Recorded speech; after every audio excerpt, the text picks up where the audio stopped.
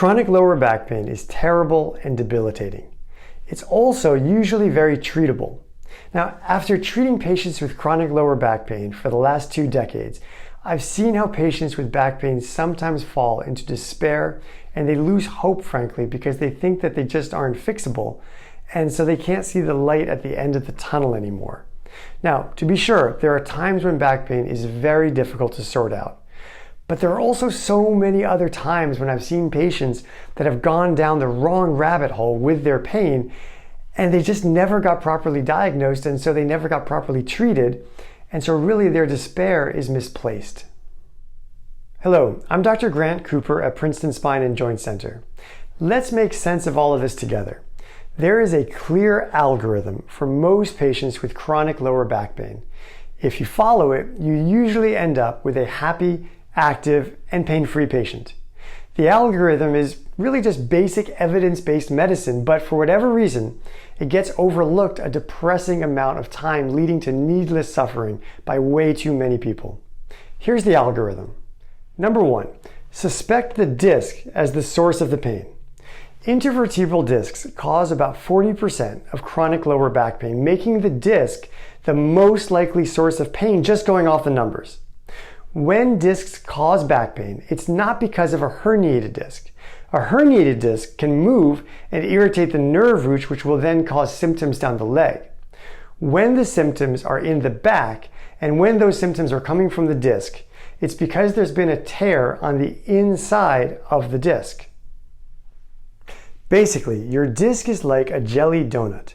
There's the jelly on the inside of the disc that gives the disc its cushioning features between the bones.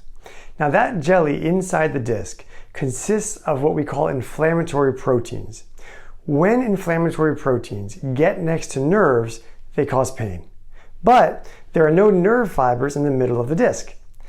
However, there are nerve fibers in the crust of the disc in what we call the annulus fibrosus. And when a disc causes back pain, it's because there's been a tear that extends from the jelly to the crust. And this is what we call an annular tear. And that tear allows the inflammatory proteins to leak out to the nerve fibers in the crust, and then anything that increases the mechanical stress on the disc, like bending forward or lifting something heavy, will irritate the tear.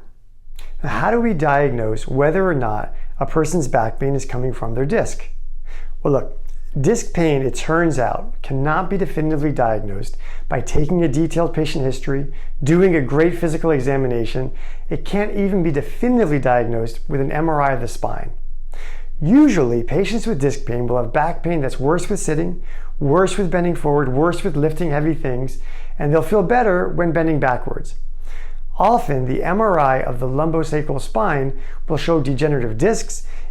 An MRI of the lumbosacral spine might even show an annular tear in the suspected disc.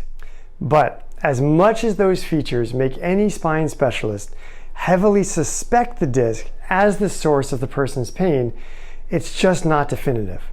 To really get close to the diagnosis, it's helpful to inject around the disc by performing a transforaminal epidural steroid injection. Now, if this takes away the inflammation and the pain even temporarily, then this suggests that you have the right disc level. But even this is not the definitive diagnostic test. The absolute gold standard diagnostic test for figuring out whether or not someone's back pain is coming from a disc is something called a provocative disc stimulation. It's what we used to call a discography. In this test, a needle is placed inside of the disc and contrast is then injected. If by injecting the contrast, the patient's pain is reproduced, then the patient is next sent to a CT scanner, and if the contrast in the painful disc is seen to extravasate out into a torn annulus, then you have a confirmed diagnosis of discogenic back pain.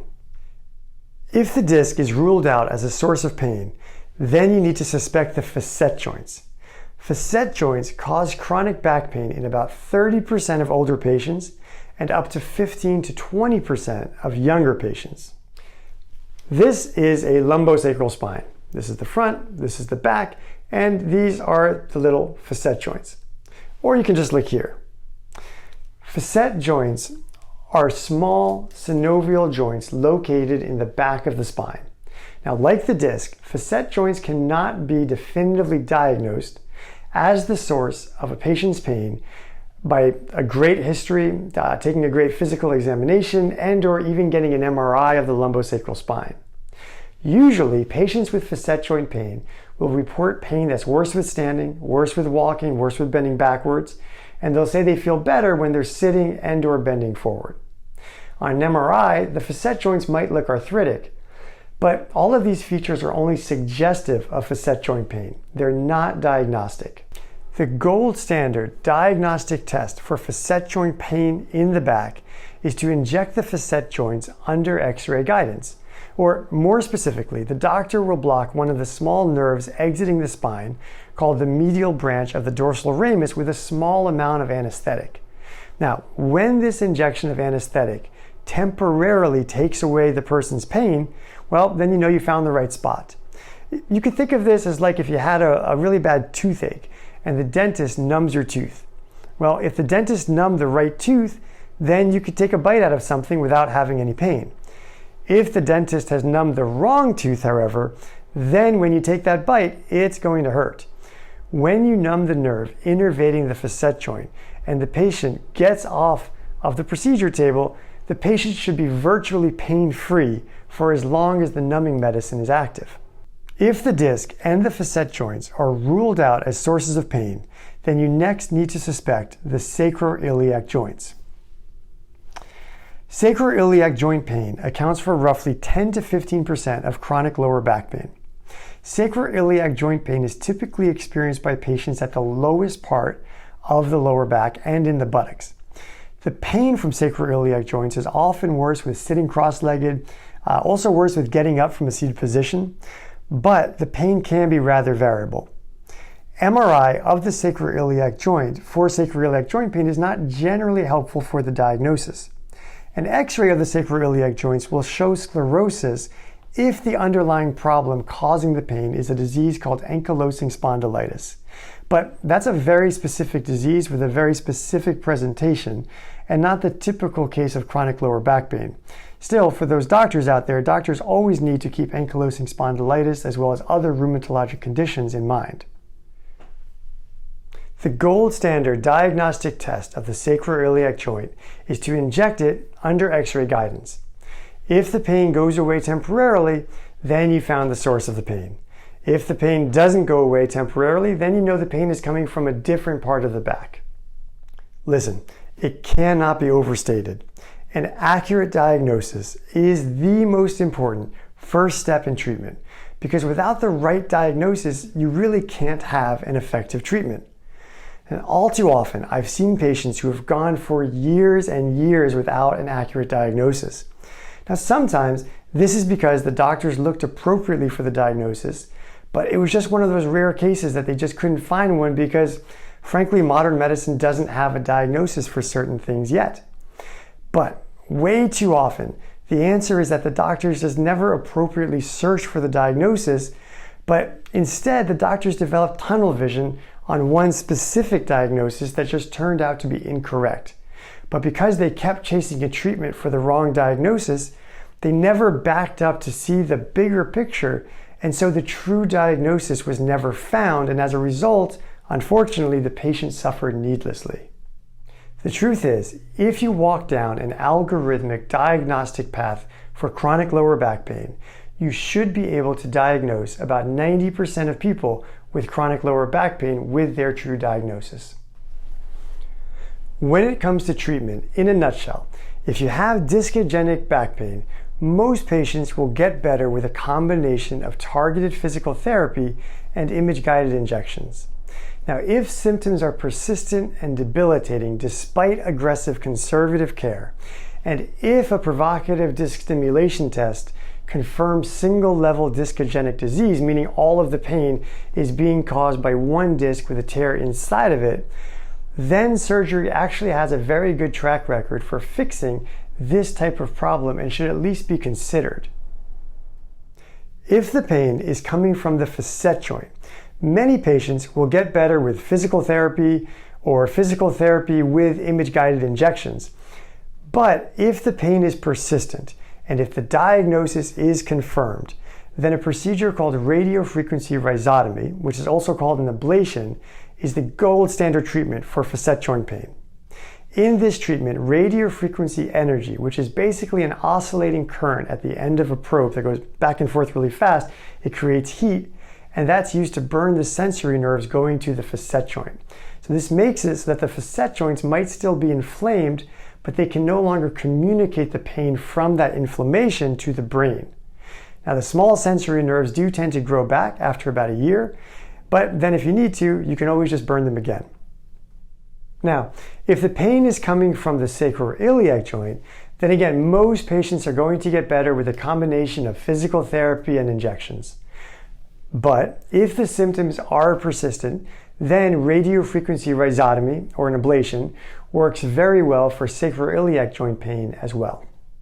So, if you're dealing with chronic back pain, the first question is, have you arrived at an accurate diagnosis?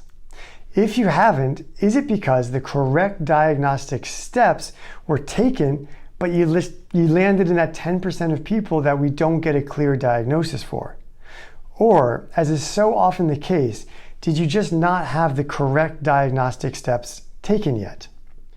If you're in the 1 in 10 cases with no diagnosis, or if you've had a fusion surgery and the pain may be coming from the fusion itself, then truly this is more challenging. But there are still lots of effective treatment options. So let's talk about them because they've gotten better even in just the last few years.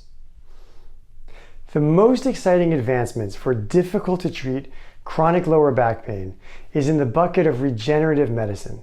Now, doctors are using approaches like platelet-rich plasma, Prolotherapy, mesenchymal stem cells. All of these things can be injected into the back in order to trigger the body to activate its own innate healing mechanisms, and the results are looking very promising.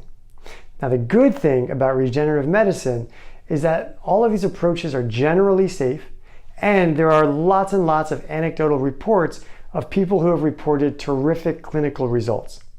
The bad things about regenerative medicine are, one, they tend to be expensive and they're usually not covered by insurance. And furthermore, while we have great anecdotal reports of success, what we don't have are large controlled studies to really know exactly which of these procedures are going to work best for which patients. So as exciting as the field of regenerative medicine is, and it is very exciting, some colleagues and I recently published a book on the recent developments in the field of regenerative medicine. And at the same time, the tools and techniques of regenerative medicine for chronic back pain remains a system of trial and error for any given person. And you as the patient really end up leaning and counting on your doctor's clinical experience and understanding of the different approaches and his or her best judgment as to which regenerative medicine approach will or won't work best for you. And with that said, any doctor that might be making promises, or any doctor who's overly confident in their predictions in the field of regenerative medicine is, in my opinion, and frankly from the vantage point of evidence-based medicine at this point, getting a little too far out in front of their skis, because the reality is we just don't have enough data yet. And still, just because the data isn't settled yet doesn't mean it won't work for you. It might. Regenerative medicine is something that we do in our practice here at Princeton Spine Joint Center, but we do it in select cases. I would imagine that in future years, but those future years might turn out to be more than a decade, but still at some point down the line, we will probably all be considering certain aspects of regenerative medicine as the new standard of care. But again, we're not there yet. And with that said, any doctor that might be making promises, or any doctor that might be feeling or saying things that are overly confident in their predictions within the field of regenerative medicine is, in my opinion, and frankly from the vantage point of evidence-based medicine, getting a little too far out in front of their skis, because the truth is we just don't have enough data yet. And still, just because the data isn't settled yet doesn't mean that it won't work for you. It might. Regenerative medicine is something that we certainly do in our practice here at Princeton Spine Joint Center. We do it in select cases, but I would imagine that in future years, although future years might turn out to be more than a decade, but still at some point down the line, we'll probably all be considering certain aspects of regenerative medicine as the new standard of care. But again, we're just not there yet in knowing which of these procedures is going to work best for which patients. There are alternative medicine paths as well that are worth trying either as an adjunct to other treatment modalities or as the main treatment for difficult to treat chronic lower back pain. So if you're having trouble getting better with more conventional means, then acupuncture can be a very effective treatment for some people. Chiropractic care, particularly in conjunction with physical therapy exercises, can also be very helpful. On the more invasive side of things, and particularly if there is a large fusion mass that happens to be very painful, a spinal cord stimulator may be a good option. Spinal cord stimulation is a procedure in which the doctor inserts electrodes into the spine under X-ray guidance, and the electrodes then send impulses to the brain in order to overload the brain with sensory information so that the brain cannot process the pain signals coming from the lower back. Basically, the idea of spinal cord stimulators is this. Sensory nerves that handle non-painful stimulus, like touching a pencil or a keyboard, are physically larger than pain fibers, and so the non-painful sensory fibers travel faster than pain fibers. When you send sensory information along with the pain fibers to the brain, the sensory fibers are going to get there first. And when they get there first, they overwhelm the brain, so the brain basically just shuts down and says, thank you, but no more information is allowed from that part of the body. So the pain fibers, they get to the door after the sensory fibers have gone in, but they can't come into the brain because the brain has shut the door. If you've ever stubbed your toe, or maybe you jammed a finger, you might have spontaneously, hit your foot or your hand. Doing this can temporarily help the pain, presumably by the same mechanism as a spinal cord stimulator. What you're doing is you're sending sensory information to the brain to overwhelm the brain so that fewer pain impulses, which are traveling slower than the sensory fibers are allowed into the brain. Listen, there are times when back pain can be very difficult to treat. Let's not sugarcoat that fact. However, when that happens, it just makes it all the more important to, one, make sure a diagnosis is made if at all possible. And then two, if a diagnosis cannot be made, then we need to be open to trying different treatment approaches that make sense and have as little possibility to cause additional problems as possible. And frankly, if one treatment isn't working, then don't be afraid to stop that one and try another. The ultimate goal in difficult situations should be to use minimally invasive interventions to reduce the inflammation in the spine and in the surrounding soft tissues, and therefore facilitate the patient to become more active and more mobile. Often, by gaining greater mobility and by gaining greater strength, this has its own therapeutic effect. Just as pain makes it difficult to move, so it's difficult to move, so you tighten up, so it hurts more, so you don't move, and then you tighten up some more, and you snowball in the bad direction, and you just end up feeling worse and worse. Well, as you feel better from an injection or from acupuncture or a therapeutic massage or manipulation, that helps you to move more. And as you move more, you tend to feel looser, so you move even more and you feel even better. And basically, just as you can snowball in the wrong direction, you can also snowball in the right direction. I really hope you found this video helpful, and I hope that it helps you to snowball into the right direction towards less pain and greater movement. Thank you very much for watching. If you like this video, then please remember to click the like button and consider subscribing to our channel. Now, if you have any questions or comments about this topic, or if you have any requests for future topics, then please leave me a comment in the comments section. Thank you again, and I wish you the best of health.